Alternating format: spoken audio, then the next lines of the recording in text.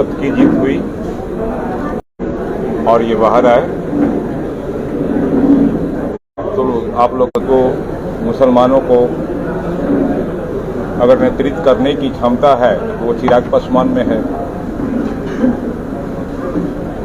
स्वर्गीय रामविलास पासवान जी किया था कि एक मुख्यमंत्री, मुसलमान मुख्यमंत्री हो, तो आप लोग बेहतर समझ सकते हैं कि ये लोगों को गवारा नहीं था और उनकी पार्टी को तोड़ भंग करके दूसरा चुनाव कराया गया। मीडिया कर्मी आप लोग तो बेहतर जानते हैं। दूसरा, रामविलास जी जब गोधरा कांड हुआ था, तो पहले मंत्री थे कि उन्होंने अपने पद से इस्तीफा दिया और जाके गुजरात में बैठ के धरना और प्रदर्शन किया और मुसलमानों के लिए। तीसरा, बॉम्बे का एक हज कमेटी प्राइवेट बन रही थी, उस समय रामविलास जी रेल मंत्री थे। लोगों ने कहा कि, तो उन्होंने जीएम से कहा कि ये साइन कर दो, तो कहा सर मेरी नौकरी की सवाल है, आप साइन कर दीजिएगा तो हम कर देंगे। तो उन्होंने पहला साइन किया और हज कमेटी बॉम्बे में बनी, रेलवे एनओसी दिया। तीसरा, हाजी मलंग में देखिएगा, उसमें महाराष्ट्र सरकार जो है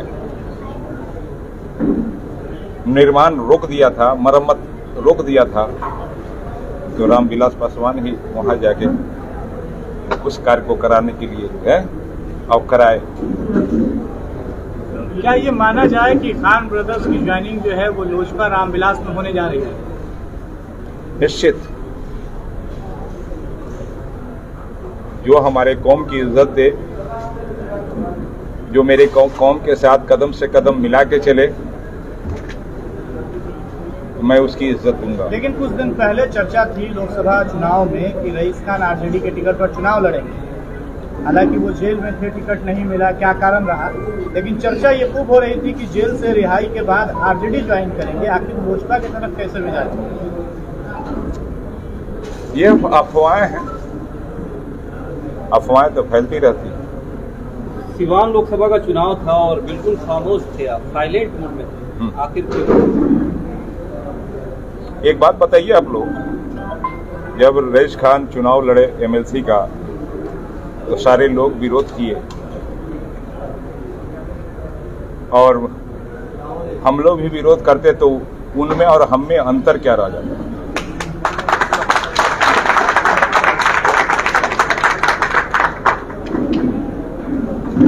विरोध आपने नहीं किया, चुनाव फिर भी हार गई। हारने का कई एक कारण है।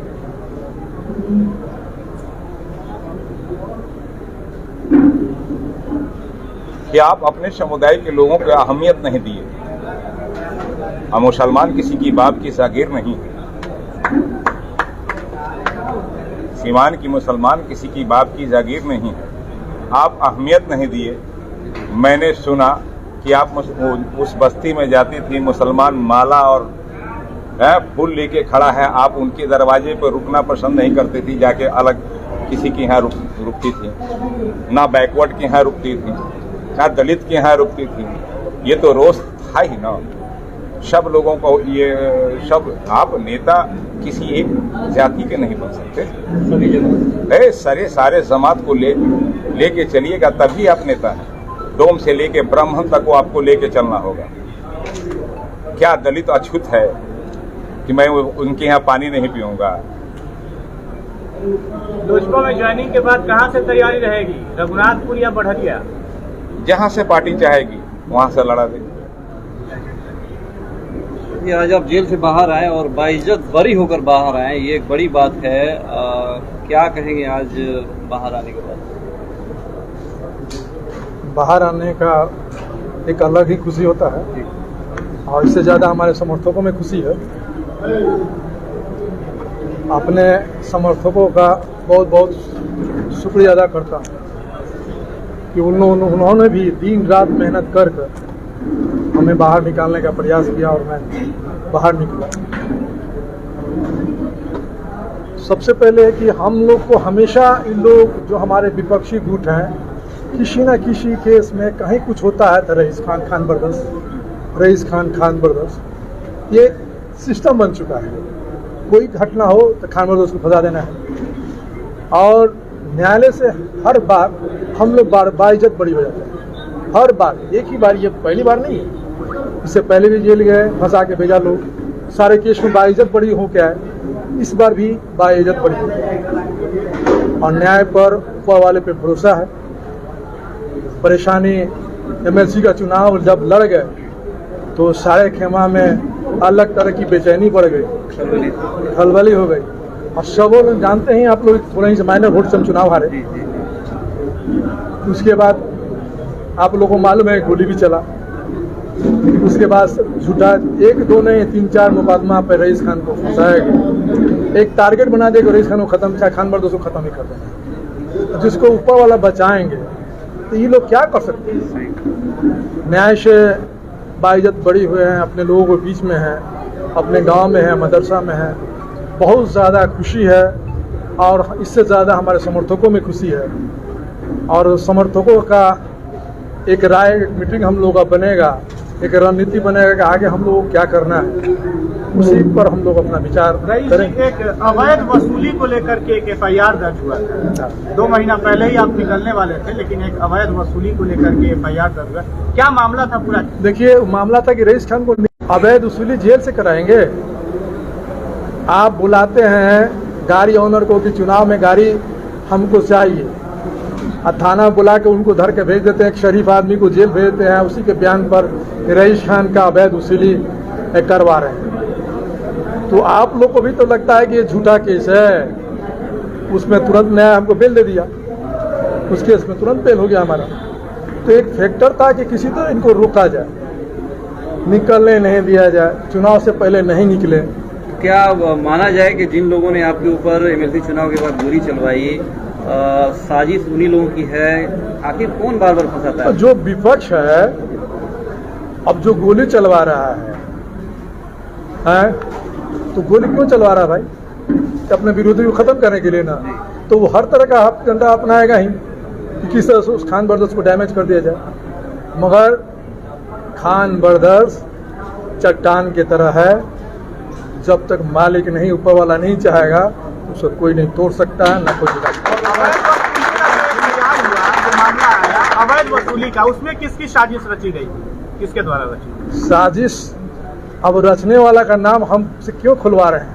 आप लोग को मालूम नहीं है, विरोधी का काम है कि उसको फंसाना है, किसी को डैमेज करना है, तो हर आदमी का एक विरोधी होता है। तो आज एक नई ऊर्जा के साथ अब खान ब्रदर्स की टीम आगे बढ़ेगी समर्थकों के साथ? जरूर। तैयारी कहाँ से रहेगी, किस विधानसभा से? अब जहाँ से अभी तो सिवान का हर विधानसभा में गांव टू गांव, एक एक गांव का दौरा करना है हमें, और वहाँ के जनता का जहाँ से हम लोग का प्यार मिलेगा ज़्यादा, वहाँ से चुनाव लड़ जाएगा। तो सुरक्षा के दृष्टिकोण से तो ध्यान रखना पड़ेगा कि सुरक्षा के दृष्टिकोण से अब मालिक ऊपर वाला सुरक्षा कर ही रहे हैं, और नहीं करते तो हम रहते नहीं यहाँ। जिंदगी मौत तो अल्लाह के हाथ में है। सुरक्षा अगर प्रशासन को लगता है तो देगी, और नहीं लगता है तो नहीं दे। अच्छा, एक सवाल, लोकसभा चुनाव की अधिसूचना जारी हुई और उसके बाद चर्चा हो रही थी कि रईस खान जेल से बाहर आ रहे हैं, आरजेडी के टिकट पर चुनाव लड़ेंगे, ये आप ही बखूबी बेहतर बता सकते हैं, क्या मामला था पूरा? देखिए, कुछ मामला जो है अभी अस्थिर ही रखा जाए, उसको पेंडिंग में रखा जाए, समझे? ये राजनीति की मामला है, अभी समय आने दीजिए, और समय पर इस पर बात होगी। समर्थकों से राय के बाद उसका खुलासा होगा कि आगे की रणनीति क्या है? आगे की रणनीति क्या है? लोजपा में ज्वाइनिंग कब तक हो रही है? देखिए, इस पर अभी हम लोग का कोई राय अभी सहमत हुई, भाई से भैया से भी बात अभी तो मिले हैं, उस पर भी कोई बात विशेष रूप से हुआ नहीं है। दोनों भाई का निर्णय जो हो, मान लें कि हम लोग बैठ के निर्णय निकालेंगे, जो गार्जियन है उस पर अमल किया जाएगा। तो मैंने आपको बोला था कि बाहर तो आना ही है, क्योंकि जो फैब्रिकेटेड केस हैं, बनाए गए केस हैं, एक व्यक्ति अच्छा चुनाव लड़ता है, एक नेतृत्व का ऑप्शन देता है सिवान शहर को कि हम आपके लिए अवेलेबल हैं, उनको केसों में फंसाया जाता है। तो जस्टिस तो सबके लिए है, हमारे लिए भी है, थोड़ा सा प्रोसेस है, लंबा प्रोसेस है, इसलिए समय बर्बाद हो गया। लेकिन आप सबके सामने है, पूरे शहर में इस बात की चर्चा है और सब लोग हर्ष और उल्लास से हैं कि कम से कम कोई व्यक्ति आया जो हमको एक ऑप्शन देने को तैयार है। तो सब में खुशी है, हमारे समर्थकों में नहीं, जो लोग हमको नहीं भी चाहते उनमें भी खुशी है, क्योंकि वो लोग भी अब एक ऑप्शन की तलाश कर रहे हैं जो हम ऑल्टरनेटिव देने का आप लोगों को कोशिश करेंगे। बीच में आपका एक बयान भी बड़ा वायरल हुआ कि हम बाहुबली नहीं है बल्कि मजबूत लोग हैं और सेवा करना जानते हैं कि सेवा कैसे करना है। और सिवान की जनता अगर मौका देती है तो क्या सेवा और कैसा सेवा सिवान के लिए करना चाहते हैं? आप देखिए ना, एक सिसवन ढाला पुल के लिए सिवान की जनता 20 साल से त्राहिमाम कर रही है, लोगों से मांग रही है। वादे होते हैं लेकिन कुछ होता नहीं है। और जब मैंने ये बात बोली थी कि आप जो जिस रेफरेंस के ऊपर आप क्या बोल रहे थे, बाहुबली वाले छवि के ऊपर, तो आप देख लीजिए ना, ये बिहार है, ये बाहु और बलियों की धरती है। तो यहाँ पे कितने सारे नेता हैं जो बाहुबली होके भी नेतागिरी कर रहे हैं। तो बाहुबली का मतलब ये नहीं होता है कि हम किसी का छीन लिए, लूट लिए, काट लिए, इसका मतलब ये नहीं होता है। बाहुबली समाज के वो लोग होते हैं जो मजबूत लोग होते हैं, जो प्रशासन पे दबाव बना के, नेता पे दबाव बना के, अपने लीडर्स पे दबाव बना के अपने शहर क्षेत्र के लिए अपना काम निकलवा लें। तो वो कैपेबिलिटी हमारे लोगों में है कि हम जो वायदा करेंगे उस काम को पूरा करके देंगे। पहली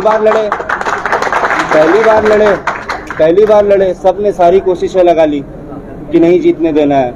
जीतना हारना ऊपर वाले के हाथ में, उन्होंने नहीं जिताया, लेकिन उन्होंने हमारे लिए एक मौका खोल दिया कि लोग हमको एक्सेप्ट करते हैं, वो चाहते हैं कि अंकल राजनीति करें, चुनाव लड़ें, इस क्षेत्र की सेवा करें। आज से नहीं है ये लोग यहाँ पे, इस सारण प्रमंडल में 25-30 साल 35 साल हो गया इस प्रमंडल के, इस क्षेत्र के एक एक गली, एक एक सड़क, एक एक नदी को जानते हैं ये लोग।